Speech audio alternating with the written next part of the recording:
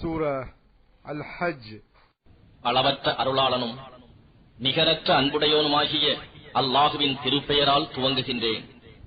மனிதர்களே, நீங்கள் உங்களுடைய ரப்புக்கு பயந்து கொள்ளுங்கள். நிச்சயமாக கியாமத்து நாளாகிய அவ்வேளையின் அதிர்ச்சி மகத்தான பெரும் நிகழ்ச்சியாகும். அந்நாளில் பாலூட்டிக் கொண்டிருக்கும் ஒவ்வொரு தாயும் தான் ஊட்டும் குழந்தையை மறந்து விடுவதையும், ஒவ்வொரு கர்ப்பிணியும் தன் சுமையை ஈன்று விடுவதையும் நீர் காண்பீர். மேலும் மனிதர்களை மதிமயங்கியவர்களாக இருக்க காண்பீர். எனினும் அது மதுவினால் ஏற்பட்ட மதிமயக்கம் அல்ல, ஆனால் அல்லாஹுவின் வேதனை மிக கடுமையானதாகும்.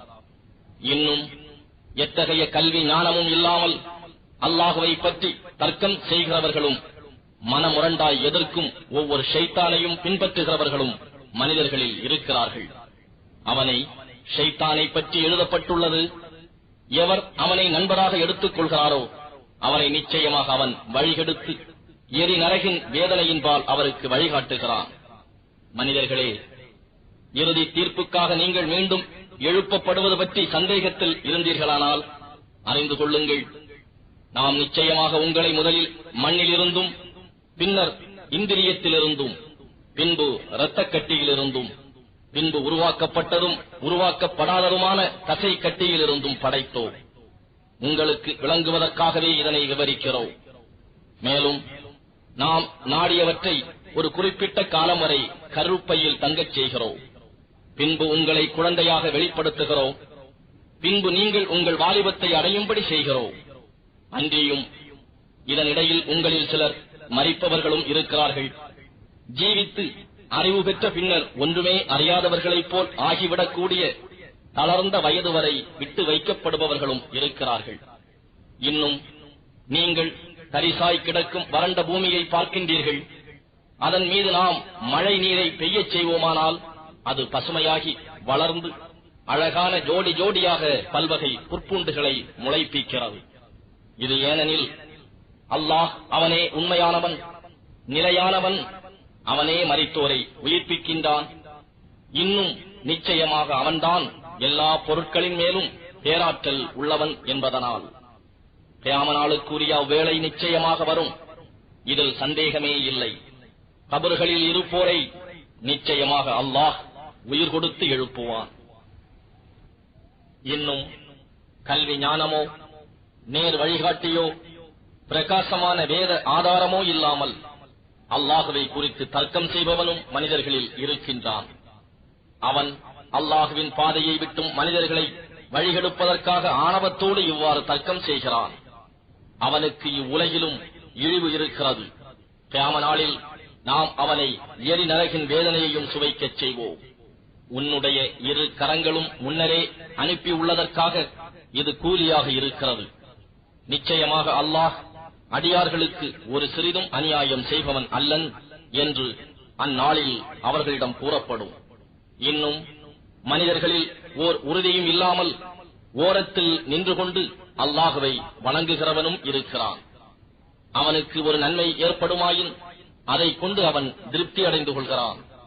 ஆனால் அவனுக்கு ஒரு சோதனை ஏற்படுமாயின் அவன் தன் முகத்தை அல்லாஹுவை விட்டும் திருப்பிக் கொள்கிறான். இத்தகையவன் இம்மையிலும் மறுமையிலும் நஷ்டமடைகிறான். இதுதான் தெளிவான நஷ்டமாகும். அவன் அல்லாஹுவை அன்றி தனக்கு தீங்கிழைக்க முடியாததையும் இன்னும் தனக்கு நன்மையும் செய்யாததையுமே பிரார்த்திக்கிறான். இதுதான் நெடிய வழிகேடாகும். எவனது தீமை அவனது நன்மையை விட மிக நெருங்கி இருக்கிறதோ அவனையே அவன் பிரார்த்திக்கிறான். திடமாக அவன் தேடும் பாதுகாவலனும் கெட்டவன், அப்பாதுகாவலனை அண்டி நிற்பவனும் கெட்ட தோழனே. நிச்சயமாக அல்லாஹ் ஈமான் கொண்டு சாலிகான நற்செயல் செய்பவர்களை திண்ணமாக அல்லாஹ் சுவனபதிகளில் பிரவேசிக்கச் செய்கிறான். அவற்றின் கீழே ஆறுகள் ஓடிக்கொண்டிருக்கும். நிச்சயமாக அல்லாஹ் தான் நாடுவதை செய்கிறான். எவன் நம் தூதர் மேல் பொறாமை கொண்டு அல்லாஹ் அவருக்கு இவ்வுலகிலும் மறுமையிலும் உதவி செய்ய மாட்டான் என்று எண்ணுகிறானோ அவன் ஒரு கயிற்றை வானத்தின் அளவுக்கு நீட்டி பின்னர் நபிக்கு கிடைத்து வரும் இறையருளை துண்டிக்க முற்படட்டுமே. இந்த வழி தன்னை ஆத்திரமூட்டச் செய்ததை போக்குகிறதா என்று பார்க்கட்டும். இன்னும் இதே விதமாக நாம் குர்ஆனை தெளிவான வசனங்களாக இறக்கி இருக்கிறோம். மேலும் நிச்சயமாக அல்லாஹ் தான் நாடியவர்களை இதன் மூலம் நேர்வழியில் சேர்ப்பார். திடனாக ஈமான் கொண்டார்களே அவர்களுக்கும், யூதர்களாகவும் சாபியீன்களாகவும் கிறிஸ்தவர்களாகவும் மஜூசிகளாகவும் ஆனார்களே அவர்களுக்கும், இணை வைப்போராய் இருந்தார்களே அவர்களுக்கும் இடையில் யார் நேர்வழியில் இருந்தார்கள் என்பது பற்றி நிச்சயமாக கியாம நாளில் தீர்ப்பு கூறுவான். நிச்சயமாக அல்லாஹ் ஒவ்வொரு பொருளின் மீதும் சாட்சியமாக இருக்கிறான்.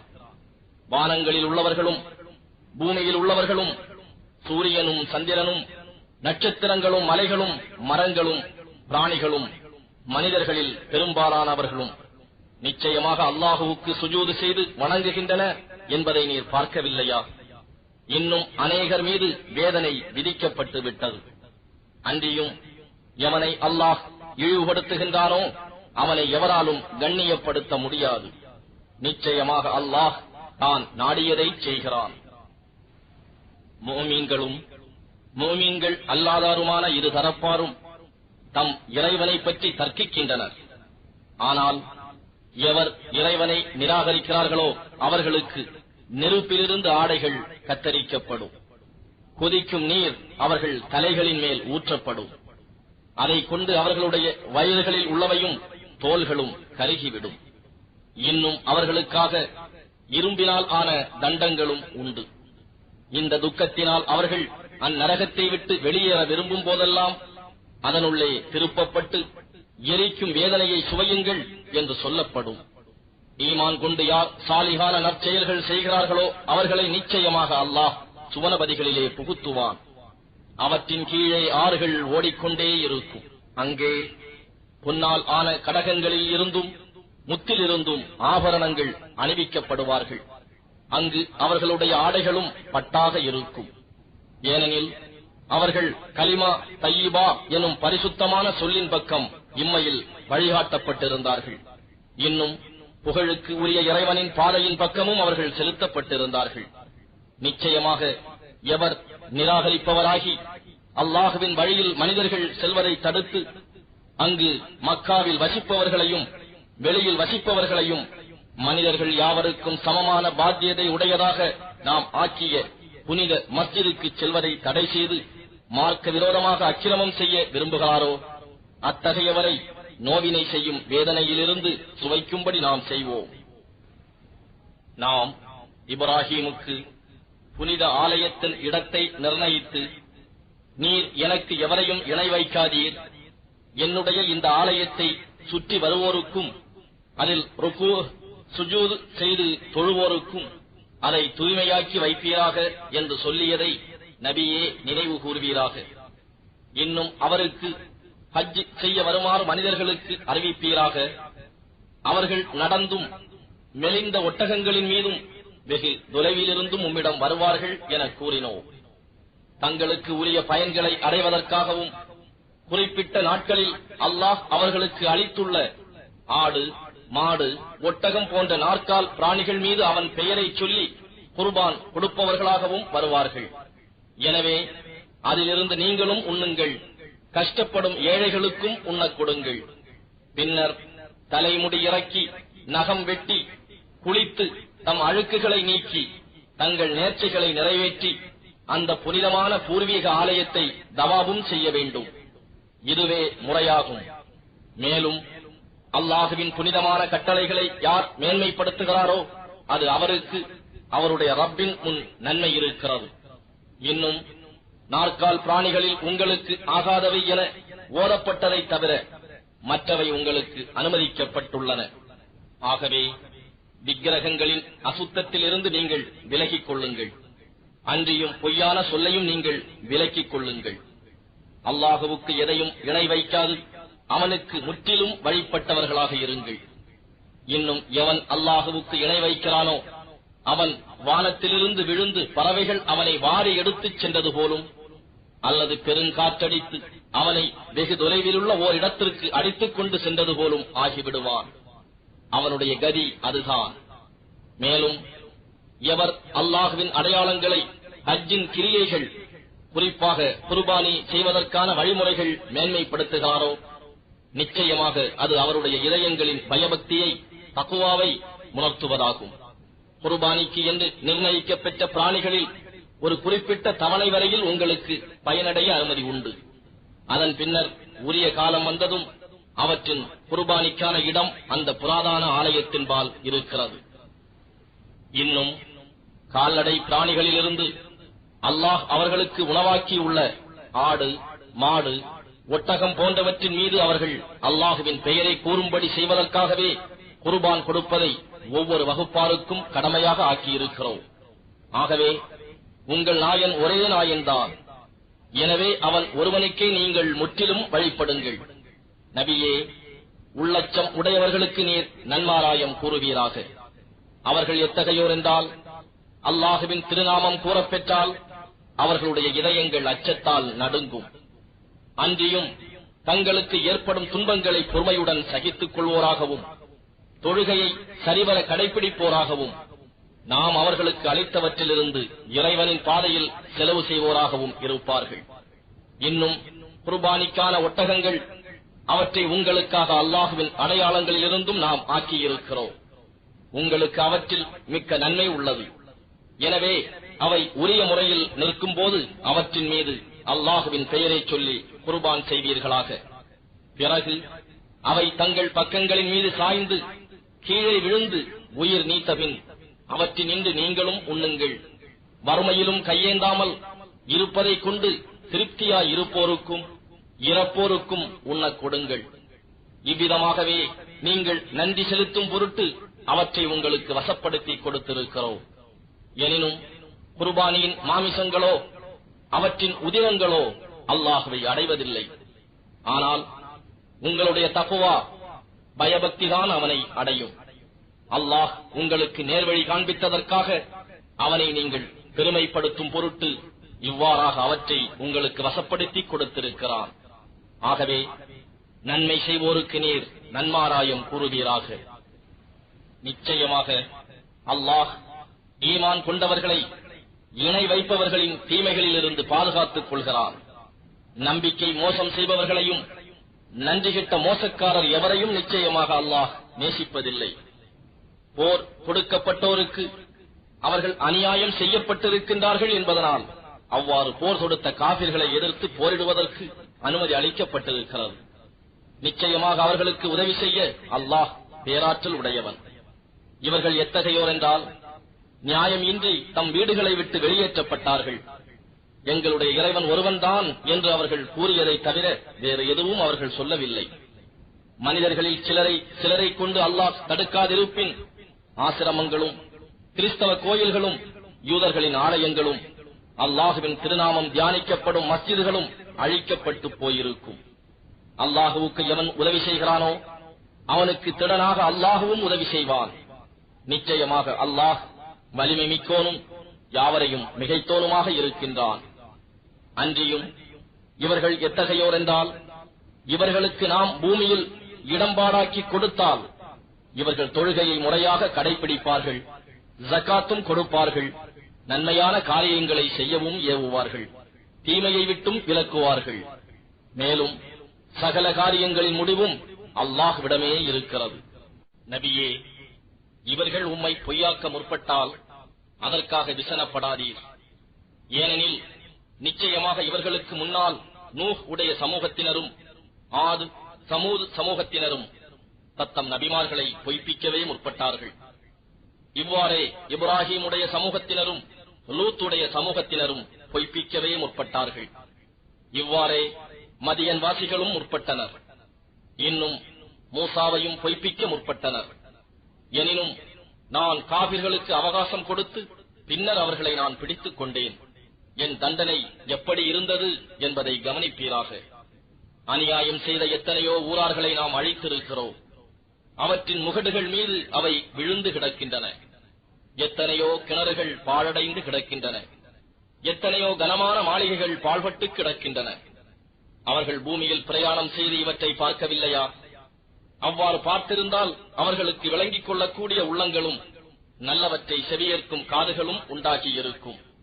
நிச்சயமாக புறக்கண்கள் குருடாகவில்லை எனினும் நெஞ்சுள்ளே இருக்கும் இதயங்கள் அகக்கண்கள் தாம் குருடாகின்றன. நபியே, இன்னும் வரவில்லையே என்று வேதனையை அவர்கள் அவசரப்படுகிறார்கள். அல்லாஹ் தான் வாக்குறுதிக்கு மாறு செய்வதில்லை. மேலும் உம்முடைய ரப்பிடம் ஒரு நாள் என்பது நீங்கள் கணக்கிடுகிற 1000 ஆண்டுகளைப் போலாகும். அநியாயங்கள் செய்து கொண்டிருந்த எத்தனையோ ஊர்களுக்கு நான் அவகாசம் கொடுத்தேன். பின்னர் அவற்றை பிடித்துக் கொண்டேன். மேலும் யாவும் என்னிடமே மீண்டும் வர வேண்டும். மனிதர்களே, நான் உங்களுக்கு தெளிவாக எச்சரிப்பவனாகவே இருக்கின்றேன் என்று நபியே நீர் கூறுவீராக. எனவே எவர்கள் ஈமான் கொண்டு சாலிகான நல்ல செயல்களை செய்கிறார்களோ அவர்களுக்கு மன்னிப்பும் கண்ணியமான உணவும் உண்டு. ஆனால் எவர்கள் நம்முடைய வசனங்களை விழுத்தாட்ட முயல்கின்றார்களோ அவர்கள் நரகவாசிகளே. நபியே, உமக்கு முன்னர் நாம் அனுப்பி வைத்த ஒவ்வொரு தூதரும் நபியும் ஓதவோ நன்மையையோ நாடும் போது அவர்களுடைய அந்த நாட்டத்தில் ஷைத்தான் குழப்பத்தை எறியாது இருந்ததில்லை. எனினும் ஷைத்தான் எறிந்த குழப்பத்தை நீக்கி பின்னர் அல்லாஹ் தன்னுடைய வசனங்களை உறுதிப்படுத்துகிறான். மேலும் அல்லாஹ் யாவற்றையும் அறிந்தவனாகவும் ஞானம் மிக்கோனாகவும் இருக்கின்றான். ஷைத்தான் மனங்களில் எரியும் குழப்பத்தை தங்களுடைய இருதயங்களில் நோய் இருக்கிறதே அவர்களுக்கும், தங்களுடைய இருதயங்கள் கடினமாக இருக்கின்றனவே அவர்களுக்கும் ஒரு சோதனையாக ஆக்குவதற்கே அவ்வாறு செய்தான். அன்றியும் நிச்சயமாக அநியாயம் செய்பவர்கள் நீண்ட எதிர்ப்பிலும் பகையிலும் தான் திடனாக இருக்கிறார்கள். ஆனால் எவருக்கு கல்வி ஞானம் அளிக்கப்பட்டிருக்கின்றதோ அவர்கள் நிச்சயமாக இவ்வேதமானது உம்முடைய ரப்பிடம் இருந்துள்ள உண்மை என்று அறிந்து அதன் மீது ஈமான் கொள்வதற்காகவும் அவ்வாறு செய்தான். அதன் பயனாக அவர்களுடைய இருதயங்கள் அவன் முன் முற்றிலும் வழிபட்டு பணிகின்றன. மேலும் திண்ணமாக அல்லாஹ் ஈமான் கொண்டவர்களை நேரான வழியில் செலுத்துபவனாக இருக்கின்றான். ஆனால் காபிர்களோ நியாய தீர்ப்புக்கான வேலை தங்களிடம் திடுகூறாக வரும் வரையில் அல்லது தங்களுக்கு ஈடேற்றம் கிடைக்காத அந்த நாள் வரும் வரையில் அதை பற்றி சந்தேகப்படுவதிலிருந்து விடுபட மாட்டார்கள். அந்நாளில் எல்லா அதிகாரமும் அல்லாஹுவுக்குத்தான். அவன் அவர்களுக்கு இடையில் தீர்ப்பு வழங்குவான். ஆகவே ஈமான் கொண்டு சாலிகான செயல்களை செய்பவர்கள் பாக்கியமிக்க சுவனபதிகளில் இருப்பார்கள். ஆனால் எவர்கள் நிராகரித்து நம் வசனங்களை பொய்ப்பிக்க முற்பட்டார்களோ அவர்களுக்குத்தான் இழிவுமிக்க வேதனை உண்டு. இன்னும் எவர்கள் அல்லாஹுடைய பாதையில் தம் இருப்பிடங்களை விட்டு ஹிஜ்ரத் செய்து பின்னர் கொல்லப்பட்டோ அல்லது இறந்தோ விடுகிறார்களோ அவர்களுக்கு அல்லாஹ் அழகிய ஜீவ உணவை நிச்சயமாக அளிக்கிறான். ஏனெனில் உணவு அளிப்பவர்களிலெல்லாம் நிச்சயமாக அல்லாஹ்வே மிக்க மேலானவன். நிச்சயமாக அவன் அவர்கள் விரும்பும் இடத்தில் பிரவேசிக்கச் செய்வான். மேலும் நிச்சயமாக அல்லாஹ் மிக அறிந்தவன், மிக்க பொறுமையுடையவன். அது அப்படியே ஆகும். மேலும் எவன் தன்னை பகைவன் துன்புறுத்திய அளவே அவனை துன்புறுத்திய பின்னரும் அப்பகைவனை கொடுமைப்படுத்தினால் கொடுமைப்படுத்தப்பட்டவனுக்கு நிச்சயமாக அல்லாஹ் உதவி செய்வான். நிச்சயமாக அல்லாஹ் மிக்க மன்னிப்பவனாகவும் பிழை பொறுப்பவனாகவும் இருக்கின்றான். கொடுமைக்கு ஆளானோரை காக்கும் வல்லமை மிக்க அல்லாஹ்வே இரவை பகலில், பகலை இரவில் புகுத்துகிறான். இன்னும் நிச்சயமாக அல்லாஹ் எல்லாவற்றையும் கேட்பவனாகவும் பார்ப்பவனாகவும் இருக்கின்றான். இது ஏனெனில் திண்ணமாக அல்லாஹ்தான் உண்மை இறைவன் மற்றும் அவனை அன்றி வேறு எதை அவர்கள் பிரார்த்திக்கிறார்களோ அது பொய்யாகும். இன்னும் நிச்சயமாக அல்லாஹ் அவனே உயர்ந்தவன், மிகவும் பெரியவன். நிச்சயமாக அல்லாஹ் வானத்திலிருந்து மழை நீரை இறக்குகிறான். அதனால் பூமி பசுமையாகி விடுகிறது என்பதை நீர் பார்க்கவில்லை. நிச்சயமாக அல்லாஹ் தன் அடியார்கள் மீது மிக்க கிருபை உடையவனாகவும் எல்லோருடைய தேவைகளையும் நன்கு அறிந்தவன். வானங்களில் உள்ளவையும் பூமியில் உள்ளவையும் அவனுக்கே உரியனவாகும். நிச்சயமாக அல்லாஹ் தேவைகள் அற்றவனாகவும் புகழ் மிக்கோனாகவும் இருக்கின்றான். நபியே, நீர் பார்க்கவில்லையா? நிச்சயமாக அல்லாஹ் இப்பூமியில் உள்ளவற்றையும் அவன் கட்டளையால் கடலில் செல்லும் கப்பல்களையும் உங்களுக்கு வசப்படுத்தி தந்திருக்கின்றான். தன் அனுமதியின்றி பூமியின் மீது வானம் விழுந்து விடாதவாறு அவன் தடுத்தும் கொண்டிருக்கிறான். நிச்சயமாக அல்லாஹ் மனிதர்கள் மீது மிக்க இரக்கமும் அன்பும் உள்ளவன். இன்னும் அவன்தான் உங்களை ஜீவிக்கச் செய்கிறான். பிறகு உங்களை அவனே மரணமடையச் செய்கிறான். அதன் பின்னர் அவனே உங்களை உயிர்ப்பிப்பான்.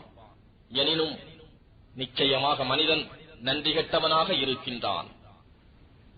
நபியே, ஒவ்வொரு கூட்டத்தாருக்கும் வணக்க வழிபாட்டு முறையை ஏற்படுத்தினோம். அதனை அவர்கள் பின்பற்றினர். எனவே இக்காரியத்தில் அவர்கள் திடனாக உம்மிடம் பிணங்க வேண்டாம். இன்னும் நீர் அவர்களை உம்முடைய ரப்பின் பக்கம் அழைப்பீராக. நிச்சயமாக நீர்தாம் நேர்வழியில் இருக்கின்றீர். நபியே, பின்னும் அவர்கள் உம்மிடம் தர்க்கம் செய்தால் நீங்கள் செய்வதை அல்லாஹ்வே நன்கறிந்தவன் என்று அவர்களிடம் கூறுவீராக. நீங்கள் எவ்விஷயத்தில் முரண்பட்டுக் கொண்டிருக்கின்றீர்களோ அதை பற்றி அல்லாஹ் கியாம நாளில் உங்களிடையே தீர்ப்பளிப்பார்.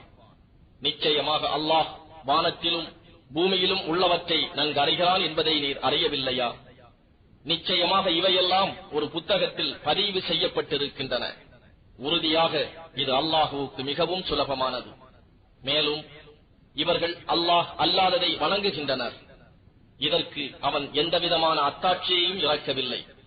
இதை பற்றி இவ்வாறு வணங்குபவர்களுக்கு எவ்வித கல்வி ஆதாரமும் இல்லை. எனவே இத்தகைய அநியாயக்காரர்களுக்கு உதவி செய்வோர் இல்லை. இன்னும் அவர்கள் மீது நம்முடைய தெளிவான வசனங்கள் ஓதி காண்பிக்கப்பட்டால் காபிர்களுடைய முகங்களில் வெறுப்பை நீர் அறிவீர். அவர்களிடம் நம் வசனங்களை ஓதி காட்டுபவர்களை அவர்கள் தாக்கவும் முடுகுவார்கள். இன்னும் கொடூரமானதை நான் உங்களுக்கு அறிவிக்கட்டுமா? அதுதான் நரக நெருப்பு. அதனை அல்லாஹ் காபிர்களுக்கு வாக்களிக்கின்றான். மேலும் அது மீளும் இடங்களிலெல்லாம் மிகவும் கெட்டது என்று நபியே நீர் கூறுவீராக. மனிதர்களே, ஓர் உதாரணம் சொல்லப்படுகிறது. எனவே செவிதாழ்த்தி கேளுங்கள். நிச்சயமாக அல்லாஹ்வை அன்றி வேறு எவற்றை நீங்கள் பிரார்த்திக்கின்றீர்களோ அவையெல்லாம் ஒன்று சேர்ந்தாலும் ஓர் ஈயை கூட படைக்க முடியாது. இன்னும் அவற்றிடம் இருந்து ஒரு பொருளை எடுத்துக்கொண்டு போனால் அவற்றால் அதனை அந்த ஈயிடம் இருந்து திரும்ப கைப்பற்றவும் முடியாது. தேடுவோனும் தேடப்படுவோனும் பலகீனர்களே. அவர்கள் அல்லாஹ்வை கண்ணியப்படுத்த வேண்டியவாறு கண்ணியப்படுத்தவில்லை. நிச்சயமாக அல்லாஹ் வல்லமை மிக்கவன், யாவரையும் மிகைத்தவன். அல்லாஹ் மலக்குகளிலிருந்தும் மனிதர்களிலிருந்தும் தூதர்களை தேர்ந்தெடுத்துக் கொள்ளுகிறான். நிச்சயமாக அல்லாஹ் எல்லாவற்றையும் செவியேற்பவன், பார்ப்பவன். அவர்களுக்கு முன் சென்று இருப்பதையும் அவர்களுக்கு பின் வர இருப்பதையும் அவன் நன்கறிகிறான். இன்னும் அவனிடமே எல்லா காரியங்களும் தீர்வுக்காக மீட்கப்படும். ஈமான் கொண்டவர்களே, நீங்கள் ருக்கு செய்யுங்கள், இன்னும் சஜிதாவும் செய்யுங்கள். இன்னும் உங்கள் ரப்பை வணங்குங்கள். மேலும் நீங்கள் வெற்றி பெறும் பொருட்டு நன்மையே செய்யுங்கள். இன்னும் நீங்கள் அல்லாஹுவின் பாதையில் அவனுக்காக முயல வேண்டிய அளவுக்கு முயலுங்கள். அவன் உங்களை தேர்ந்தெடுத்துக் கொண்டான். இந்த தீனில் மார்க்கத்தில் அவன் உங்களுக்கு எந்த சிரமத்தையும் ஏற்படுத்தவில்லை. இதுதான் உங்கள் பிதாவாகிய இப்ராஹீமுடைய மார்க்கமுமாகும். அவர்தாம் இதற்கு முன்னர் உங்களுக்கு முஸ்லிம்கள் என பெயரிட்டார். இவ்வேதத்திலும் அவ்வாறே கூறப்பெற்றுள்ளது. இதற்கு நம்முடைய இத்தூதர் உங்களுக்கு சாட்சியாக இருக்கிறார். நீங்கள் மற்ற மனிதர்களுக்கு சாட்சியாக இருங்கள். ஆகவே நீங்கள் தொழுகையை நிலைநிறுத்துங்கள். இன்னும் ஜகாத்தை கொடுத்து வாருங்கள். அல்லாஹுவை பற்றிக் கொள்ளுங்கள். அவன்தான் உங்கள் பாதுகாவலன். பாதுகாவலர்களில் எல்லாம் அவனே மிக்க நல்லவன், மிகச் சிறந்த உதவியாளன்.